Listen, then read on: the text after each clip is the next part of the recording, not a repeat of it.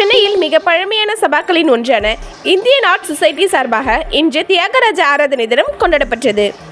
இத்தகவலோடு இணைகிறார் நமது செய்தியாளர் திரு கபீர். வணக்கம் கபீர், தற்போது நிலவரம் சொல்லுங்க.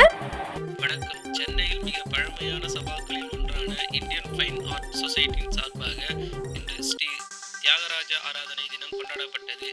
70க்கும் மேற்பட்ட முன்னணி கலைஞர்கள் இதில் பங்கேற்று ஸ்ரீ தியாகராஜரின் பஞ்சார்ச்சனை கீர்த்தனைகளை இசைத்தார்கள். முன்னதாக ஸ்ரீ தியாகராஜர் அவர்களுக்கு சிறப்பு பூஜை மற்றும் அர்ச்சனை செய்யப்பட்டது. இந்த விழாவில் IFAS தலைவர் திரு KV ராமச்சந்திரன் மற்றும் திரு ராதாகிருஷ்ணன் கௌரவ செயலாளர் ஆகியோர் மற்றும் பலர் கலந்து கொண்டனர். நன்றி, வணக்கம்.